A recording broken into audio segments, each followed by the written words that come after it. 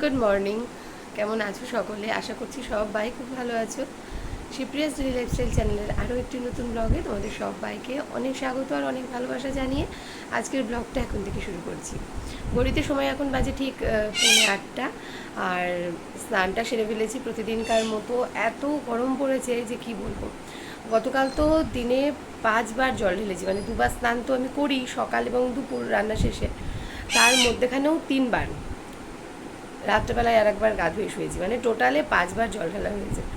এত ঠান্ডা লেগেছে, তারপরেও যে মনে করবো যে থাক জল ঢালবো না, পেরে উঠছি না গো। ভীষণ শরীর খারাপ লাগছে, মানে এত গরম লাগছে। গরমে মানে মনে হচ্ছে কি জলের মধ্যেই মনে হয় পুরো গাটা ডুবিয়ে বসে থাকি, এমন মনে হচ্ছে। তো গতকাল তো ভীষণ ঠান্ডা লাগা ছিল, আজকের ঠান্ডা লাগাটা একটু কম রয়েছে, কিন্তু গলা টলা যে ভার সেটা তোমরা বুঝতে পারছো। একদম গলা ভার হয়ে রয়েছে, নাকে সর্দি যেটা থাকে সেটা নেই, গতকাল যেটা ছিল। বারবার নাক টানছিলাম, বারবার মানে শেষের দিকে তো মাথার যন্ত্রণা শুরু হয়ে গেল। ওষুধ খেয়ে তারপর রাত্রেবেলায় ঘুমিয়েছি। অ্যাকচুয়ালি গরমের জন্যই ঠান্ডাটা লেগে যাচ্ছে, সর্দি লেগে যাচ্ছে। আর সেটাই ওই যে বারবার নাক টানছি, সেটাতে গিয়ে মাথাটাই চাপ ধরছে, ভীষণ মাথার যন্ত্রণা করছে। তো যাই হোক, আজকে মোটামুটি ভালো আছে, কিন্তু গলার অবস্থা বুঝতেই পারছো, একেবারেই গলা বসে রয়েছে। গলা দিয়ে সাউন্ড সেরকমভাবে কিছুতেই যেন বেরোচ্ছে না। তো যাই হোক, ভিডিওটা তো শুরু করলাম। সারাদিন কি করছি না করছি সবটাই দেখতে থাকো, পাশে থাকো। গতকাল রাত্রেবেলায় তো চিয়া সিডটা আমি ঘুমানোর সময় ভিজিয়ে রেখে দিয়েছিলাম। আর ওই যে বললাম আমি 1 চামচ পুরোটা নিইনি, হাফ চামচ নিয়েছি। আর এটাই যেন সকালবেলায় ভেজানোর পর আমার মানে এখন মনে হচ্ছে যে এই মাপটাই আমার জন্য ঠিক আছে, কারণ এর থেকে বেশি ঘন হয়ে গেলে তখন হয়তো আমি খেতে পারবো না। তো এটাই ঠিক আছে। আমি তো তোমাদের কাছে জিজ্ঞেস করেছিলাম যে দেখো তো মাপটা ঠিক আছে কি না। তো আমার যেন মনে হচ্ছে এটাই ঠিক রয়েছে, যেহেতু চামচটা একটু বেশ বড়। আর খুব বেশি ঘন হয়ে গেলে না গলায় আটকে যাবে, খেতে পারবো না। তো এটা ফার্স্ট টাইম আমি ট্রাই করছি, আমি এর আগে কোনোদিনও চিয়া সিড খাইনি। এর টেস্ট কীরকম আমি জানি না, তবে এটা নাকি লেবু আর হানি দিয়ে খেতে হয়। তো লেবু হানি দুটোই ঘরে ছিল না, তো শুধুই আমি ওই চিয়া সিডটা খেয়ে নিলাম। তো তোমরা আমাকে জানিও তো, লেবু এবং হানি কি আমাকে মিক্স করেই খেতে হবে, নাকি এমনিই যেভাবে খাচ্ছি এইভাবে খাওয়া যাবে জল মিশিয়ে? তো সত্যি লাস্টের দিকটাতে খেতে ভীষণই কষ্ট হচ্ছিল, কারণ লাস্টের দিকটা একেবারে ঘন। তো মানে গিলতে আর কি ভীষণ অসুবিধা হচ্ছিল। আর দেখতে না ঠিক সেই ব্যাঙের ডিমগুলো ঠিক যেমন হয় না, ঠিক তেমন টাইপের আর কি। তো যাই হোক, এদিকটাতে দেখো বিস্কুটগুলো কাল রাত্রে যেগুলো আমি কিনে এনেছিলাম, কোটোগুলোও তো কিনে এনেছিলাম। তো রাত্রেই আমি কোটোগুলো একদম ধুয়ে পরিষ্কার করে রেখেছিলাম, আর শুকনো কাপড় দিয়ে মুছে আমি বিস্কুটগুলো সমস্ত কোটোর মধ্যে ঢেলে নিয়েছি। আর 3টে প্যাকেটের থেকেই, মানে 3টে কোটোর থেকেই 3 রকম বিস্কুট নিয়ে নিলাম টেস্ট করব। তো চলো সকালে চাটা এবার খেয়ে নিই। জানো তো, ওই যে চিয়া সিডটা আমি খেলাম, সেটা খাওয়ার পরেই দেখছি না পেটটা বেশ ভার হয়ে রয়েছে, মানে খিদে পায় না, তাই না? এই আমাকে বলেছিল আমার সেই দুষ্টু বোন যে এটা খেলে নাকি পেটটা অনেকক্ষণ ভরা থাকে, খিদেটা কন্ট্রোল করে। তো আমার তো সেরকমটাই মনে হচ্ছে, আমার মনে হচ্ছে কি বারবার যে গলা অবধি হয়ে রয়েছে। কি জানি, হয়তো এমনটাই হয়, খেতে খেতে অভ্যেস হয়ে যাবে। আর বারবারই না জল খেতে হচ্ছে, মনে হচ্ছে যেন গলায় একদম গলা ভালো করে দেখিয়ে দিতে বলেছি, জল খেয়ে বারবার নামাতে দিন বাদেই অবশ্য এই শোকেসটা তোমাদেরকে দেখাচ্ছি। আমার বড়মশাইয়ের ভীষণ পছন্দের পুতুলগুলো এখানে রয়েছে। ওর যে কি পছন্দ এই পুতুল, যে কি বলবো। এখন আর রাখার জায়গা নেই বলে মেলাঘাটে গিয়ে আর কিনতে পারে না। আগে তো কৃষ্ণনগর ঘূর্ণি থেকেও কত পুতুল নিয়ে এসেছে। তো এখন আপাতত এইগুলোই রয়েছে, মানে আমার শোকেস পুরো ভর্তি যাকে বলে। এই দেয়ালের যে শোকেসটা বানানো রয়েছে, এইটা তো একেবারেই ভর্তি হয়ে গেছে। আর তার সাথে এইখানে একদম আমার প্রথম যে শোকেসটা, এই যে স্টিলের শোকেস, তো এইটাও একেবারেই মানে ভর্তি। দুটো তাকই একদম পুতুলে ঠাসা রয়েছে। এইগুলোই প্রথম একদম, মানে আমাদের সংসার জীবনে আসার পর তো সবই নতুন জিনিসপত্র। তখন এই শোকেসগুলো ও করেছিল, আর এই শোকেসগুলোতে এই পুতুলগুলোই আর কি ওর বিয়ের পরের প্রথম পুতুল। আর বিয়ের আগে যে সমস্ত পুতুলগুলো, সেগুলো তো আমার শাশুড়ি মায়ের ঘরের শোকেসেই রয়েছে। আগে বিরাট বড় ঝুলন হতো তোমাদের দাদা ভাইয়ের, এখন আর সময়ও পায় না, আর হয়ও না।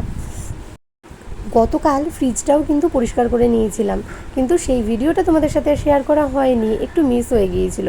ভিডিও করেছিলাম অথচ শেয়ার করা হয়নি। তো চলো আজকে দেখিয়ে দিইনি। তবে তার আগে বলে রাখি, কাঁচের তাকগুলোতে যে ম্যাট পাতা ছিল সেগুলো তো আমি বের করে রান্নাঘরে স্ল্যাবে রেখেছি, সেটা তো তোমরা দেখতেই পেয়েছো। আর পুরো ফ্রিজটা কালকে বাইরে এবং ভেতরে একদম সুন্দর করে পরিষ্কার করে নিয়েছি। চলো এক ঝলক দেখিয়ে দিয়ে নিই। আমি ফ্রিজের ভেতরটা কিন্তু কোনো রকম ডিশওয়াশ জেল অথবা সাবান সার্ফ কিছুই ব্যবহার করি না। আমি যখনই এগুলো পরিষ্কার করি তখনই কিন্তু একটু ভিনিগার, জল আর একটু বেকিং সোডা সমস্তটা একসাথে মিশিয়ে নিয়ে একটা সলিউশন বানাই, আর সেটা দিয়ে সমস্ত একদম মানে ফ্রিজের বাইরে ভেতর সমস্তটাই সুন্দর করে মুছে নিই। কোনো গন্ধ থাকে না, সুন্দর পরিষ্কারও হয়ে যায়। আজকেও সকাল সকাল ভাত বসিয়ে দিয়ে নিলাম, আর একেবারেই দুপুরের ভাতটাও একই সাথে করে নিচ্ছি। একটা উচ্ছে ছিল আর তার সাথে আলু সেদ্ধ দিয়ে নিলাম। দুপুরবেলায় ওই উচ্ছে আলু সেদ্ধটা বাবা এবং মায়ের জন্য আর কি। তো তোমাদের দাদাভাই তো খায় না, আমারও বেশ ভালো লাগে। তো বলেছি তোমাদের দাদাভাইকে একটু মাছ নিয়ে আসতে, দেখা যাক কী নিয়ে আসে। আর এদিকটাতে আলুর তরকারিও বসিয়ে দিয়ে নিয়েছি, আর তার সাথে এদিকে আমার আটা মাখাটাও প্রায় রেডি হয়ে গেছে। আর ওদিকে বাবানের ম্যাডাম বাবানকে ঘরে পড়াচ্ছে। দিদি কাজ করে গেছে অনেকক্ষণ, বাসনগুলো প্রায় শুকিয়েও গেছে। তো এখন বাসনগুলো এবার সমস্ত গুছিয়ে নিই। ওদিকে ডিম সেদ্ধটাও বসিয়ে দিয়ে নিয়েছি। আর আজকেও বাবানের দুপুরে 3টে থেকেই পড়া রয়েছে, সেই কারণে বাবান আজকেও স্কুলে যেতে পারছে না। তো আগামীকাল আবার যাবে। এই ঝুড়িটা যতক্ষণ না খালি করতে পারছি এত বিরক্ত লাগে যে কি বলবো। আর এর আগে বহুবার তোমাদেরকে বলেছি যে বাসন মাজতে তো ভালো লাগে, কিন্তু বাসন গোছাতে একেবারেই ভালো লাগে না। কিন্তু এখন বাসন তো আমাকে মেজে দিয়ে যাচ্ছে দিদি, গোছাতে তো আমাকেই হবে, তাই না? আর এই দেখো ঠান্ডা লাগা কি পরিমাণে হয়েছে দেখেছো, কাজ করছি আর সমানে হাঁচি দিয়ে যাচ্ছি। ওদিকে ভাত ডিম সেদ্ধ নামিয়ে গ্যাসটা আবারও মুছে নিয়ে এইবার গরম গরম রুটি সেঁকে নিচ্ছি। মা বাবাকে দিয়ে এসে তারপর বাবান আর বাবানের বাবার ভাতটাও বেড়ে নেব। আজকে আলু পটলের তরকারি, রুটি, আর তার সাথে রয়েছে মিষ্টি।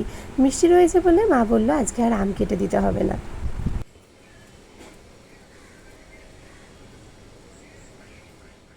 সকালের খাওয়া দাওয়া তো হয়ে গেছে, আর এদিকে তোমাদের দাদাভাই মাছও নিয়ে এসেছে।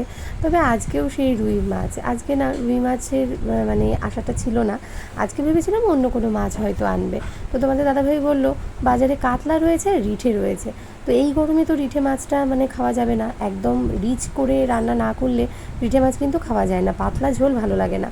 কাতলাটাও আমি একটু রিচ করেই রান্না করি, তবে রুই মাছটা একটু হালকা পাতলা করা যায়। তো তোমাদের দাদাভাই বললো আজকে রুই মাছই খাও, অন্য দিন বরঞ্চ অন্য মাছ এনে দেবো। মাছ ধুয়ে সবজি কুটে একদম গা ধুয়ে নাইটি ছেড়ে ওই দেখো কেচে মেলে দিয়েছি, দিয়ে নতুন একটি কাঁচা নাইটি পরে এইবার রান্না বসাচ্ছি। এবার না একটু ফ্রেশ লাগছে জানো তো, গায়ে ঘাম থাকলে অস্বস্তি লাগলে সত্যি কাজ করতে যেন একেবারেই ইচ্ছে করে না। সেই কারণেই ভাবলাম যে ওই ভেজা নাইটিটা বরঞ্চ ছেড়ে নিয়ে একটু ফ্রেশ হয়ে তারপর রান্নাটা বসাই, এতে রান্নায় অনেকটাই বেশি মন লাগবে। এত গরম লাগছে, শরীরটা সত্যিই কিন্তু খুব একটা ভালো লাগছে না, কিন্তু কিছু করার নেই। আমি অসুস্থ হয়ে পড়লে না বাড়ির মানুষগুলোর ভারী বিপদ হবে। তো যাই হোক, ভাত তো আগেই করে নিয়েছি, উচ্ছে আলু ভাতেটাও মেখেই রেখেছি। আর এদিকে না আজকে একসাথেই মাছের ঝোল রান্না করছি, আলাদা করছি না। কাঁচা কলা আলু দিয়ে একদম জিরে আদা বাটা দিয়ে পেঁয়াজ রসুন ছাড়া আমি মাছের ঝোলটা রান্না করছি।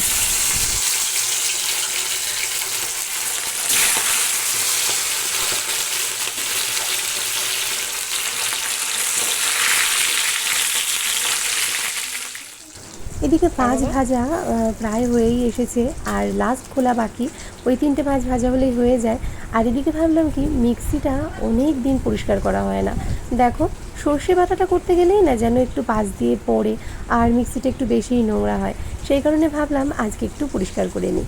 দেখো সামান্য একটুখানি তুলো এই দিয়ে আর এই কাঁটা চামচের সাহায্যে সুন্দর করে আমি আমার এই মিক্সিটা পরিষ্কার করে নেব। ব্যবহারের পরে প্রতিটা দিনই তো বাইরের অংশটা মুছে রাখি, কিন্তু ভেতরের অংশটা তো আর প্রতিটা দিন মোছা হয় না, যেহেতু ভেতরের অংশটা না মোছা একটু ঝামেলার ব্যাপার, সেই কারণে প্রতিদিন করা হয়ে ওঠে না। তো আজকে ভাবলাম একটু পরিষ্কার করে নিই, এরপর বেশি নোংরা হয়ে গেলে কষ্ট হবে। তো আমি না এর ভেতরে কিন্তু একটু ভিনেগার আর একটু বেকিং সোডা দিয়ে তুলোর সাহায্যে পরিষ্কার করি। তবে আজকে ভাবলাম সেটা না দিয়ে বরঞ্চ একটু আয়রন পাউডার দিই। আমি আয়রন পাউডারটা অল্প একটু জলের মধ্যে গুলে নিয়েছি, আর এরকম কাঁটা চামচের সাথে তুলো জড়িয়ে নিয়ে সুন্দর করে ভিজিয়ে ভিজিয়ে আমি মিক্সির ভেতরটা পরিষ্কার করে নিচ্ছি। আর চামচের মাথাটা যেহেতু বেঁকানো, সেই কারণে কিন্তু মিক্সির একদম যে অংশটাতে একদম হাত পৌঁছয় না, আঙুল পৌঁছয় না, সেই জায়গাগুলোতে কিন্তু একদম অনায়াসেই সহজেই কাঁটা চামচটা পৌঁছে যাচ্ছে। আর খুব সুন্দরভাবে দেখো আমার মিক্সিটা কিন্তু পরিষ্কারও হয়ে যাচ্ছে। প্রথমে তো তুলো ভিজিয়ে সুন্দর করে পরিষ্কার করেছি, একদম সুন্দর পরিষ্কার হয়ে গেছে। আর এইবার একটা শুকনো কাপড়ের সাহায্যে ওই চামচটা দিয়েই খুব সুন্দর করে মুছে নিচ্ছি। এর ভেতরে তো আর জল ঢেলে পরিষ্কার করা যায় না, তাহলে মোটরে জল চলে গেলে মেশিনটা একেবারেই নষ্ট হয়ে যাবে। সেই কারণেই এরকম শুকনো কাপড় দিয়ে সুন্দর করে মুছে নিচ্ছি। সংসারের প্রতি টান, মায়া, ভালোবাসা যাই বলো না কেন, যদি থেকে থাকে, হাজার কাজের মধ্যেও ঠিক সময় বের করা যায়। আর এই শুকনো কাপড়টাতেই একটুখানি ওই সলিউশনটাই ভিজিয়ে নিয়ে মিক্সির বাইরের অংশটাও দেখো সুন্দর করে মুছে নিলাম। এমনিতেই সাদা জিনিস সহজে কিন্তু নোংরা হয়ে যায়, তবে রেগুলার আমি বাইরের অংশটা মুছে রাখি বলে এখনও কিন্তু দেখো আমার মিক্সিটা নতুনের মতন রয়েছে। আর এই দেখো ভেতরের অংশটা কিন্তু আমি সুন্দর করে পরিষ্কার করে নিয়েছি। হয়েছে না মিক্সিটা আবার আগের মতন? তো সুন্দর করে পরিষ্কার করা তো হয়ে গেল। আর এদিকে আমার মাছ ভাজাটাও দেখো প্রায় হয়েও এসেছে। চলো চটপট এবার রান্নাগুলো সেরে নিই। ওই একসাথেই মাছের ঝোলটা করে নিলাম বলে না আজকে একটু তাড়াতাড়ি হয়ে গেল। আর এখানে দেখো পাট শাকটাও ভাজা করছি, একটু কালো জিরে কাঁচা লঙ্কা ফোড়ন দিয়ে করে নিচ্ছি। আর মাছের ঝোলটা এখানে সমস্ত বাটিতেই বেড়ে রেখে দিয়েছি এবেলার জন্য। আর বাবান যেহেতু মাছ ভাজা খায় ওটা তুলে রেখেছি। আর রাত্রের জন্য রয়েছে এই গামলাটাতে। সব কাজ শেষ, ঘড়িতে এখন 2:45, বাবানকে নিয়ে যাচ্ছি পড়তে দিতে। এটা খুলতো বাবা, রোদ, প্রচণ্ড রোদ।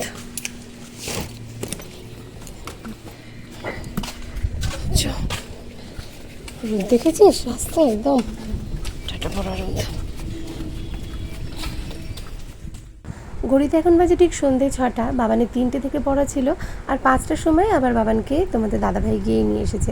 আজকে শরীরটা আমার খুব একটা ভালো ছিল না, সেই কারণে আর আমি আনতে যেতে পারিনি। তো এই যে এখন বাবানের একটু খিদে পেয়েছে। আর ওইদিকে না দুধটা জাল দিয়ে রেখে দিয়েছিলাম, যেটা গতকাল নিয়ে এসেছিলাম, সেটা জাল দিয়ে এই গামলাটার মধ্যে করে আমি ওই ফ্রিজে রেখে দিয়েছি।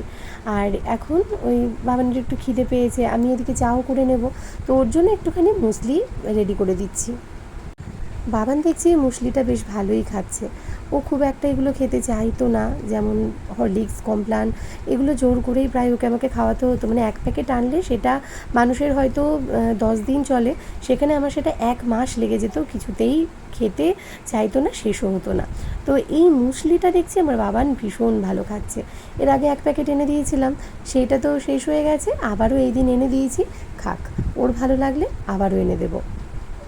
এদিকে দুপুরবেলায় তোমাদের দাদাভাইকে কিছু মুদিখানার জিনিসপত্র আনতে বলে দিয়েছিলাম, যেগুলো বাজার থেকেই আনা হয়, এই যেমন চাল, ডাল, তড়কা, আরও অনেক কিছু রয়েছে যেগুলো মুদিখানার জিনিসপত্র আনতে দিয়েছিলাম, মানে একদম লিস্ট ধরে আর কি।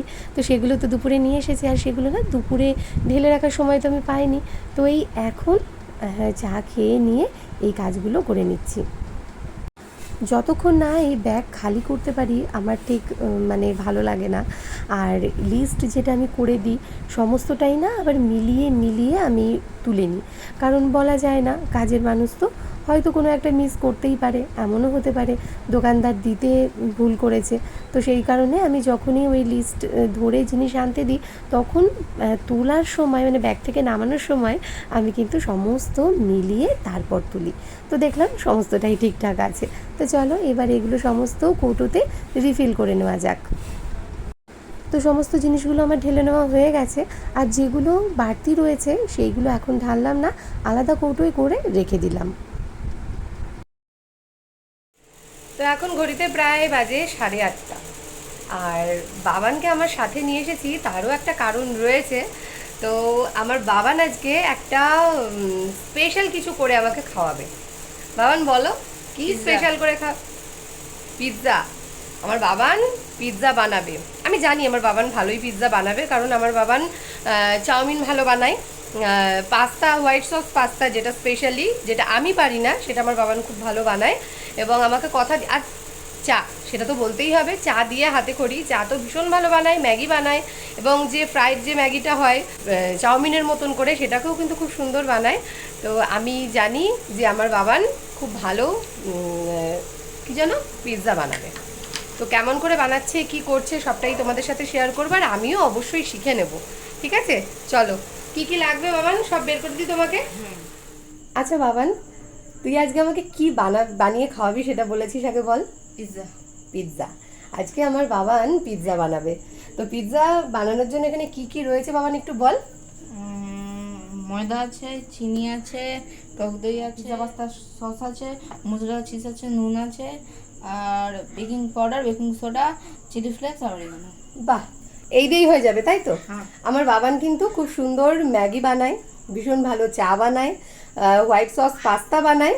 তো আমি জানি আমার বাবান ঠিকঠাক এইরকম পিৎজাটা ঠিক বানাতে পারবে। তো আমার বাবান এখন এটা করছে। হ্যাঁ, পুরো আমি তোমাদের সাথে একটু একটু করে সমস্তটা শেয়ার করব। পুরো দই দিয়ে তার মধ্যে সব ওগুলোও যাবে। বাবা আমি বলবো না, আবার রেগে যাবে। তুই কর। এর মধ্যে যাচ্ছে হাফ চা নুন, একটু কম হচ্ছে বেকিং পাউডার। আচ্ছা, তারপর বেকিং সোডা যাবে হাফ চামচ। ব্যাস, লবণ চিনি তাই তো? লবণটা আমি একটু দেখিয়ে দিই, মাপটা তোর আরও লাগবে, আর একটু, ব্যাস, আর একটু।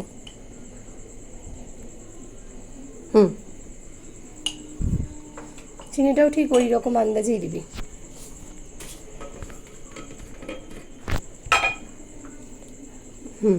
আর একটু, ব্যাস। তো এই যে এখানে বেকিং পাউডার আর বেকিং সোডা, চিনি, নুন সমস্ত কিছু দিয়ে এটাকে এখন অ্যাক্টিভেট হতে ক মিনিট বাবা? 2 মিনিটের জন্য রেখে দিল।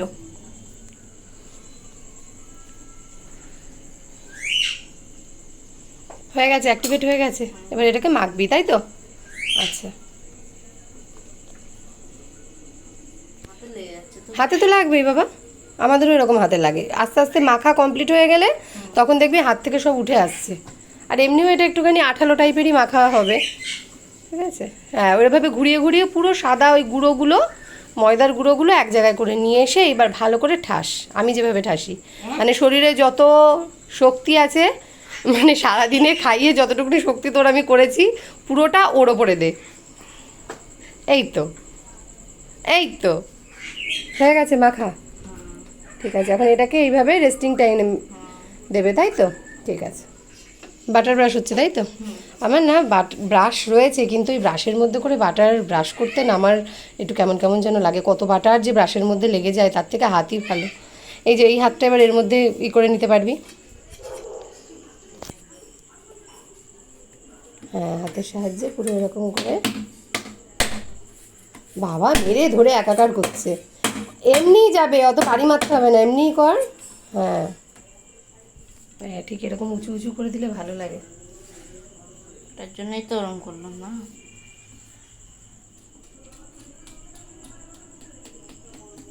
তো এখানে এই যে ব্রেডটাকে এরকমভাবে স্প্রেড করা হয়ে গেছে, কাঁটা চামচ দিয়ে এরকম ছিদ্র ছিদ্র করে নেওয়া হয়েছে। এবার চলো, পিৎজা সস তাই তো? আর একটু দে, বেশি দিলে কাঁচা থাকে। আচ্ছা, শেফ হয়ে গেছে আমার ছেলে, তাড়াতাড়ি স্প্রেড কর। আর ওদিকে পেঁয়াজ আর ক্যাপসিকাম কাটা রয়েছে। আচ্ছা, আমরা যেহেতু চিকেন বাড়িতে আনি না, আমাদের চিকেন রান্না হয় না, সেই কারণে আমরা এখানে চিকেনও দিইনি।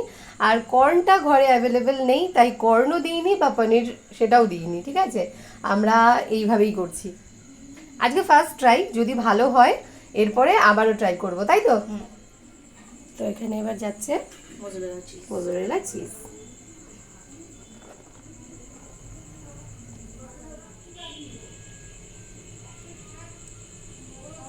একটু এই জায়গাটা দিয়ে আর দিতে হবে না, প্রচুর ফুলে উঠবে।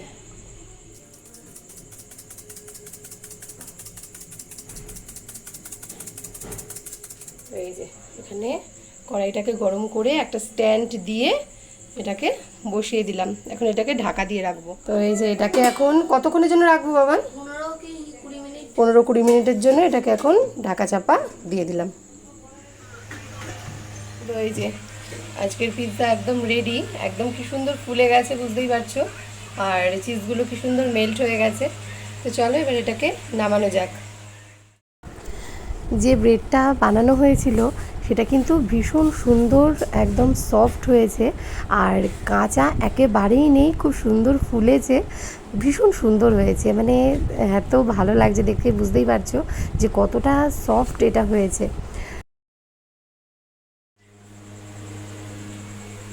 কেমন লাগছে বাবান?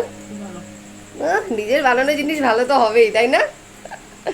নাও খেয়ে দেখো কেমন হয়েছে।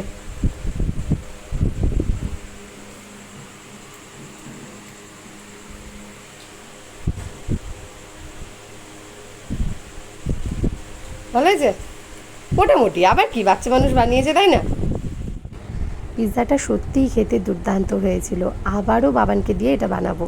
তো কেমন লাগলো আজকের বাবানের পিৎজা বানানো আর টোটাল ভিডিওটা কমেন্টে জানাতে ভুলো না। তাহলে আজ আসি, আগামীকাল আসবো নতুন কোনো একটি ব্লগের সাথে। তাহলে সবাই ভালো থেকো, সুস্থ থেকো, অলওয়েজ হ্যাপি থেকো, আর হ্যাঁ আমায় মনে রেখো, আমার ভিডিওর অপেক্ষায় থেকো। টাটা।